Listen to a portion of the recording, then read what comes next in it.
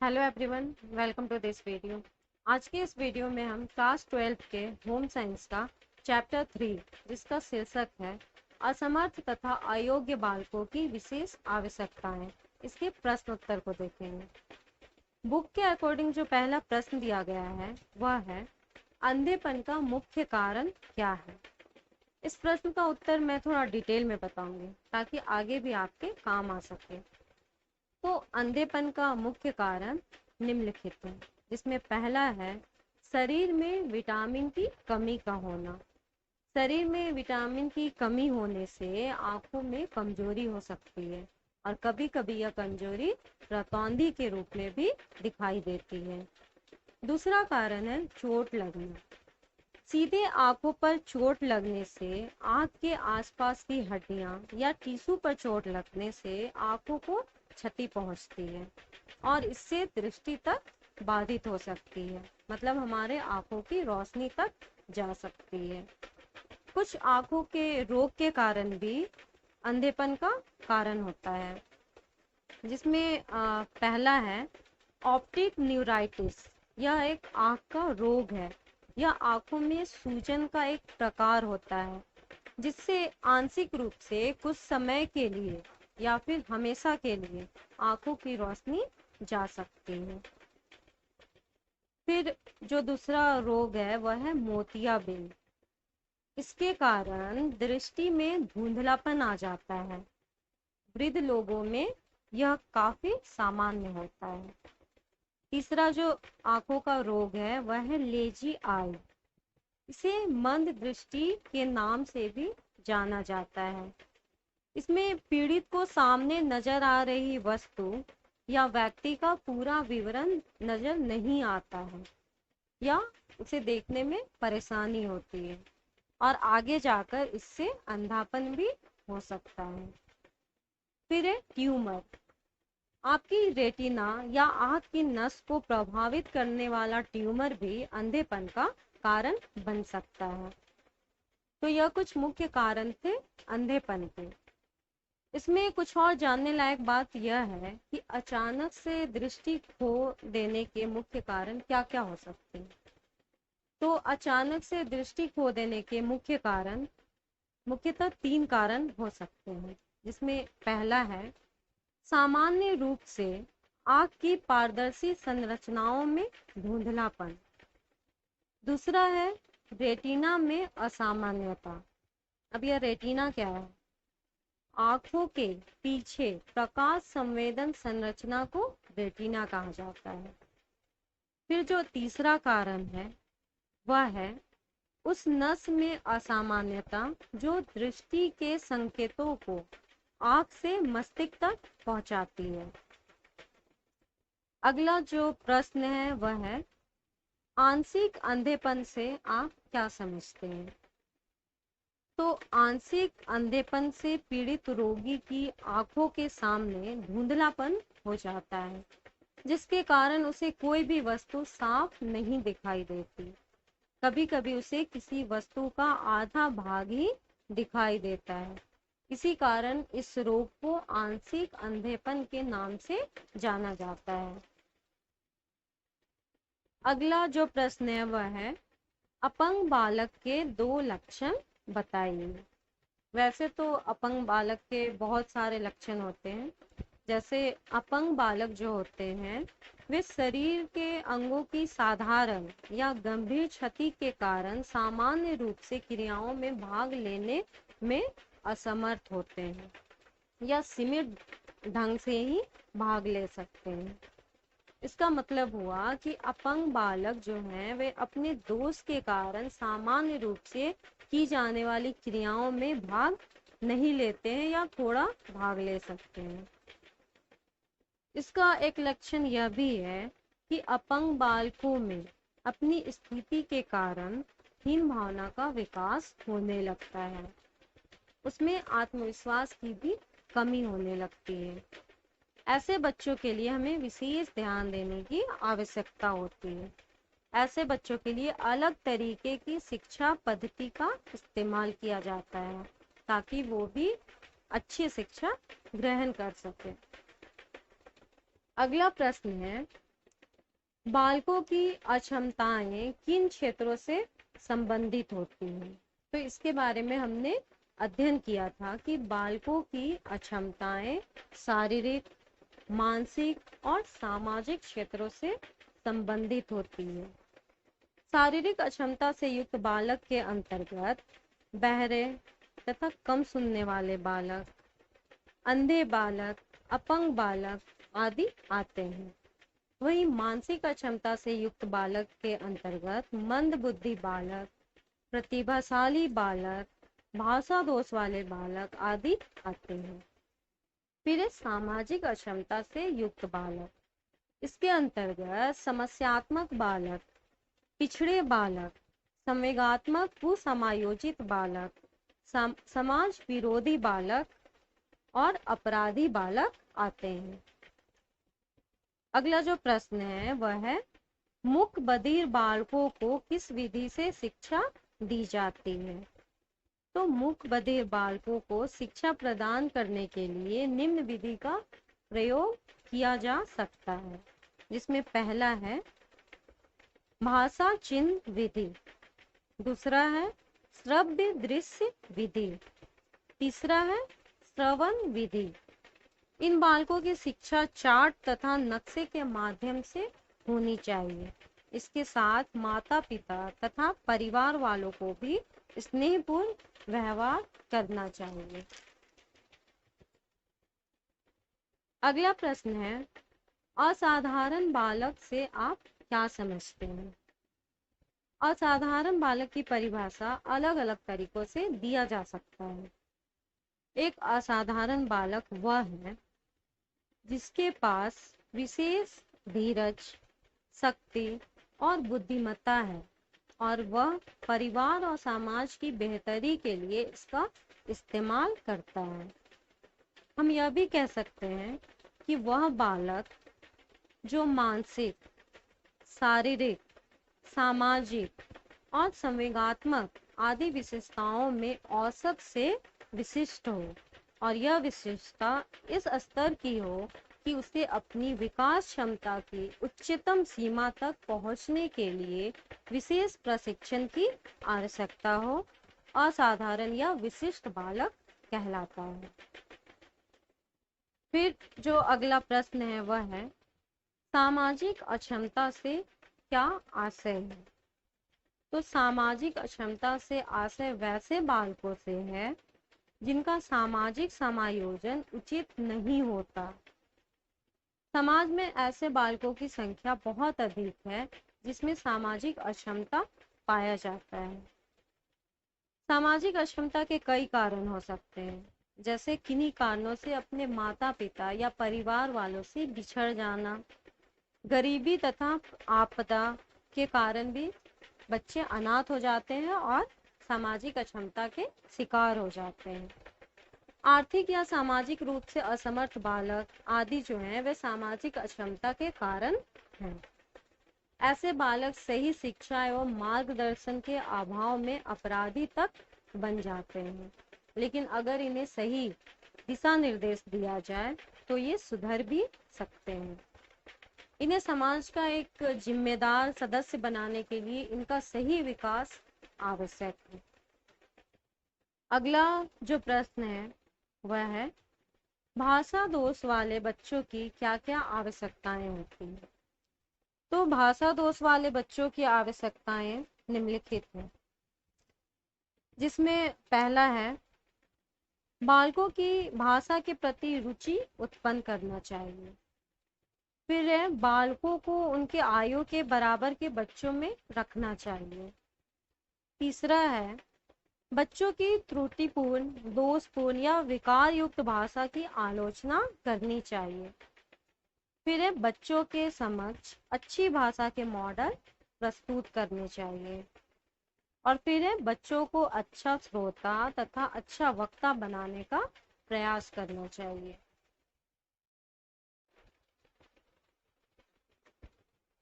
अगला जो प्रश्न है वह है जन्मजात अंधता तथा अर्जित अंधता क्या है?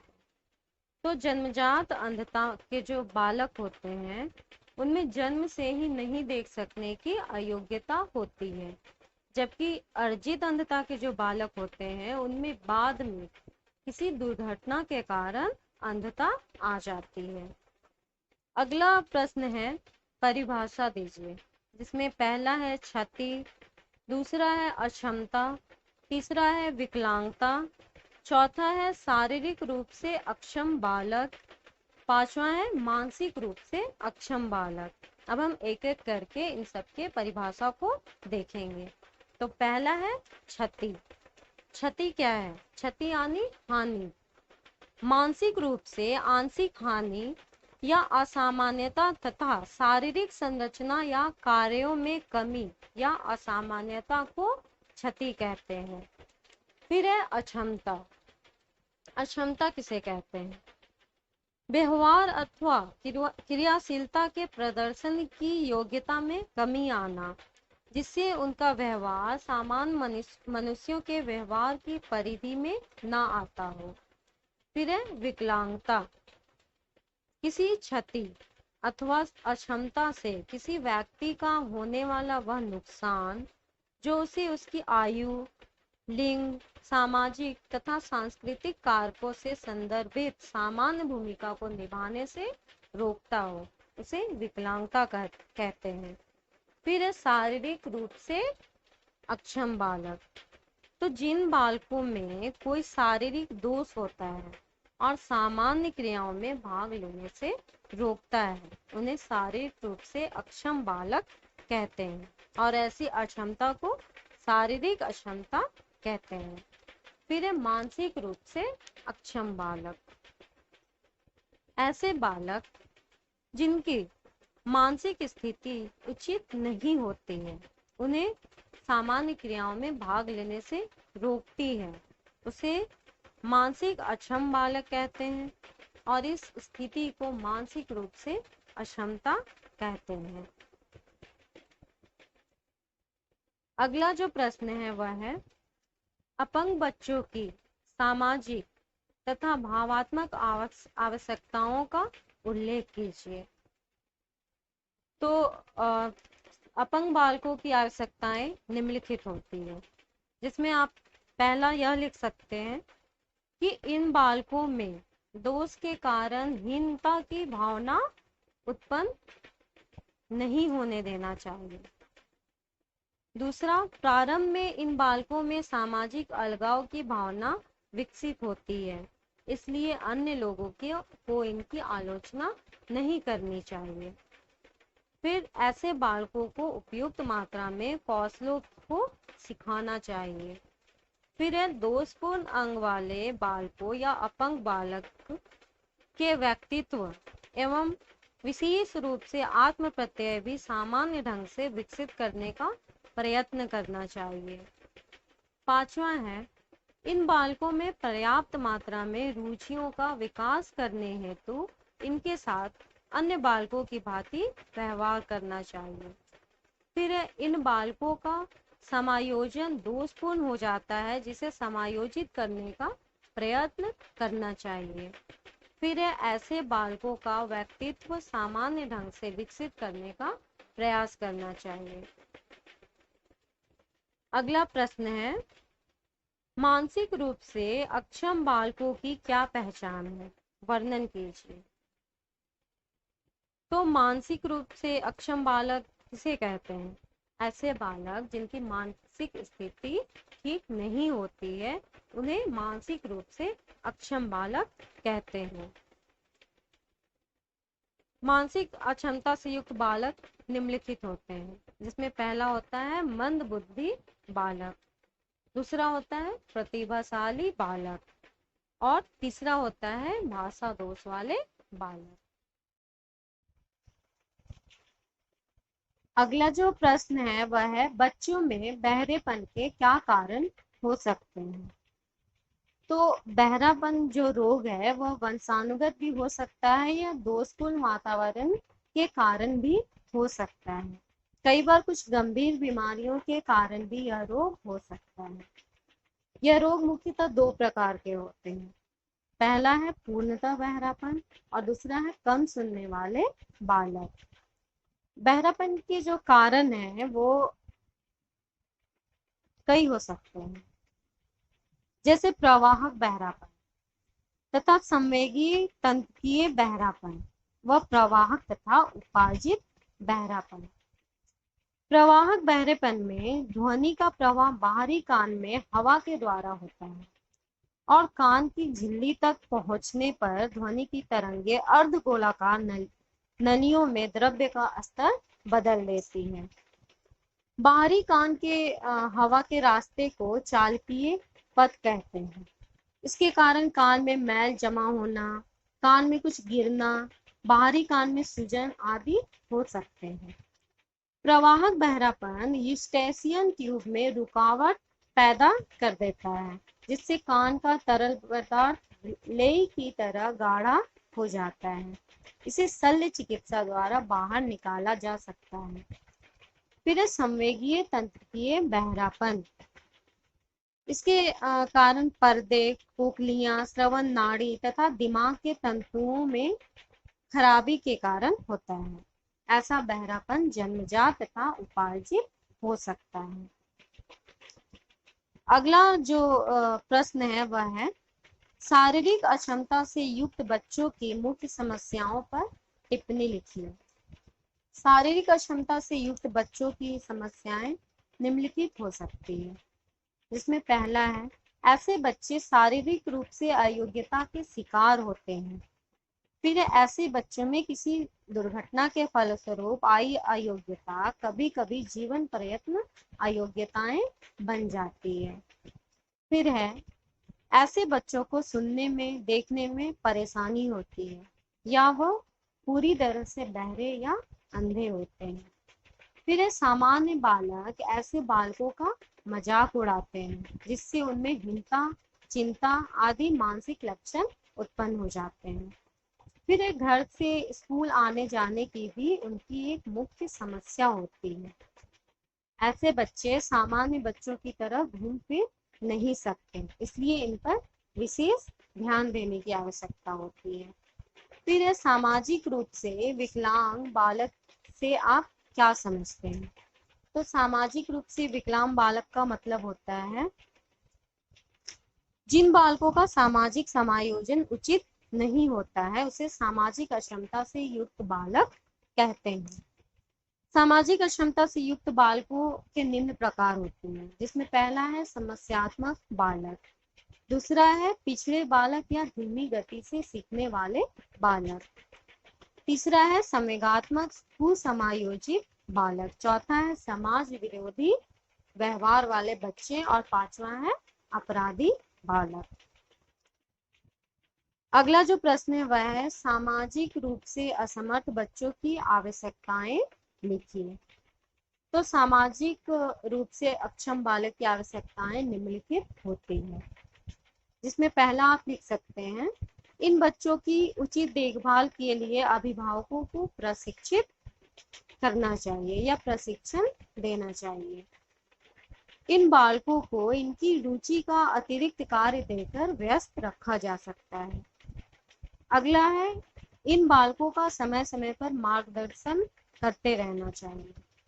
चौथा है यह प्रयास करना चाहिए कि इन्हें कम से कम शारीरिक दंड दिया जाए। ऐसे बालकों को यदि दंड दिया जाए तो कारण स्पष्ट कर इन्हें समझाना चाहिए। फिर निर्धन परिवार के बालकों को निःशुल्क सुविधाएं प्रदान करना चाहिए।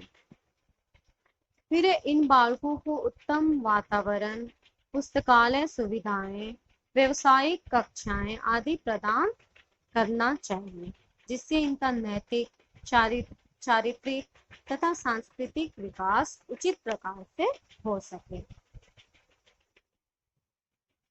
अगला प्रश्न है राजू की एक आंख खराब है, आप उसे विद्यालय में समायोजन करने में किस प्रकार सहायता करेंगे? चूंकि राजू कमजोर नजर वाले बालक की श्रेणी में आता है, इसलिए इनका विद्यालय में समायोजन कराने हेतु हमें बहुत सारी बातों का ध्यान रखना होगा। जैसे राजू को हमें आगे की पंक्ति में बिठाना होगा, कक्षा में ब्लैक बोर्ड का स्थान भी उपयुक्त हो ताकि राजू उसे सरलता से देख सके। फिर एक कक्षा में अच्छी प्रकाश की भी व्यवस्था होनी चाहिए। हम चाहे तो राजू को रिकॉर्डेड टेक्स्ट भी दे सकते हैं। और सबसे जरूरी ध्यान देने वाली बात यह है कि हमें उसके साथ मित्रतापूर्ण व्यवहार करना चाहिए, जिससे वह स्वयं को इसी समाज का हिस्सा समझे। अगला प्रश्न है, एक विद्यालय में अपूर्ण बधिर बच्चों को सामान्य बच्चों के साथ पढ़ाने के लिए कौन सी विशेष सुविधाओं की आवश्यकता होगी? तो इसका उत्तर होगा, बधिर बालकों को पृथक विद्यालयों में शिक्षा दी जाती है, परंतु कम सुनने वाले बालकों को सामान्य बालकों के साथ शिक्षा दी जा सकती है। इन बालकों को कक्षा में आगे बिठाना चाहिए, जिससे ये स्पष्ट सुन सके। कम सुनने वाले बालकों को शिक्षा प्रदान करने के लिए निम्नलिखित विधियों का प्रयोग किया जा सकता है, जिसमें पहला है भाषा चिन्ह विधि, दूसरा है श्रव्य दृश्य विधि और तीसरा है श्रवण विधि। इन बालकों की शिक्षा चार्ट तथा नक्शे के माध्यम से होनी चाहिए। इनके साथ माता पिता तथा परिवार जनों को भी स्नेहपूर्ण व्यवहार करना चाहिए। अगला प्रश्न है, विकलांगता पर एक संक्षिप्त टिप्पणी लिखिए।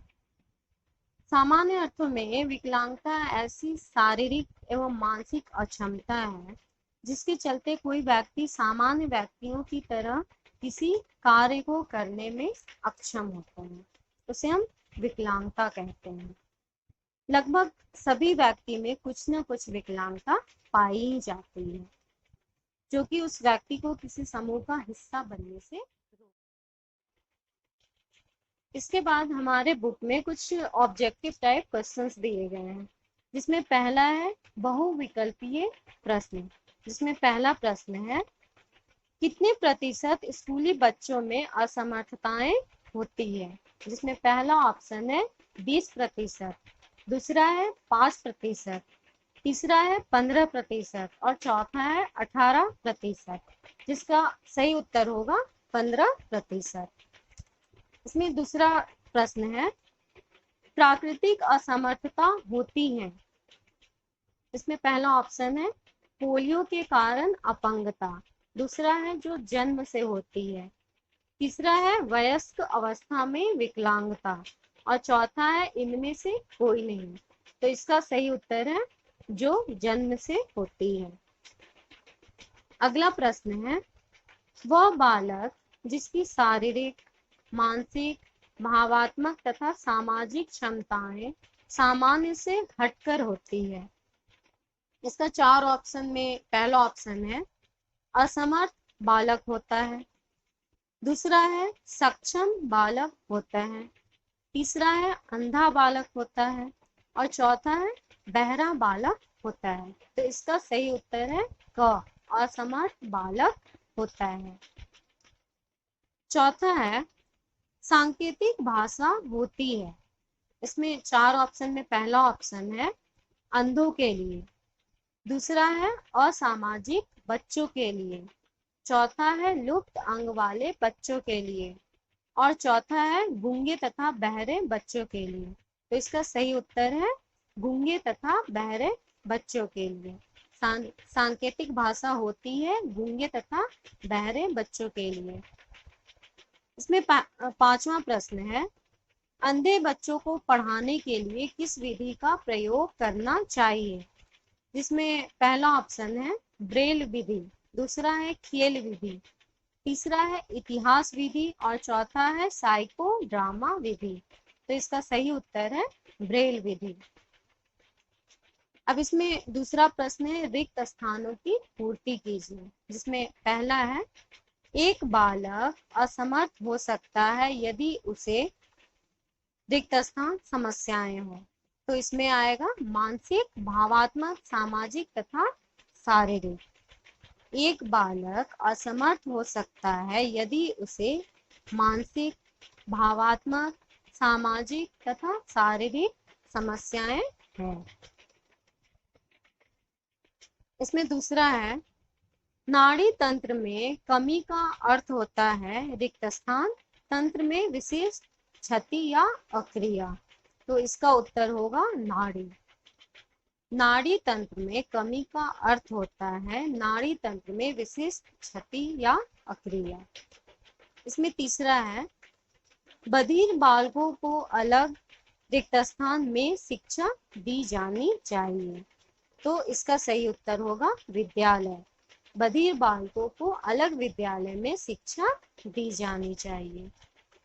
इसमें चौथा है, दृष्टि कमियों की क्षतिपूर्ति के लिए अधिक रिक्त स्थान तथा रिक्त स्थान सहायताएं दी जानी चाहिए।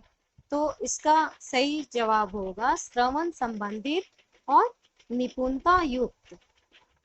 बधिर बालकों को दृष्टि कमियों की क्षतिपूर्ति के लिए अधिक श्रवण संबंधित तथा निपुणता युक्त समस्या सहायताएं दी जानी चाहिए। इसमें पांचवा है, अंधे लोगों की लिखने पढ़ने की मूल शैली रिक्त स्थान के समान वाइड होती है। तो इसका सही उत्तर होगा टाइप राइटर। अंधे लोगों की लिखने पढ़ने की मूल शैली टाइपराइटर के समान वाइड होती है। इसमें तीसरा प्रश्न है, सत्य या असत्य कथन, जिसमें पहला है, संवेगात्मक श्रवण विद्युतीकरण उन फाइबर के निश्चित समूहों का पतन है जो बैसिलर झिल्ली के उद्गमों के भिन्न भिन्न अंशों से होकर गुजरते हैं। यह कथन सत्य है। इसमें दूसरा है, बहरापन विषाणु जनित संक्रमण के कारण होता है, जैसे कि खसरा, दलसुआ तथा मेनिनजाइटिस। यह कथन सत्य है।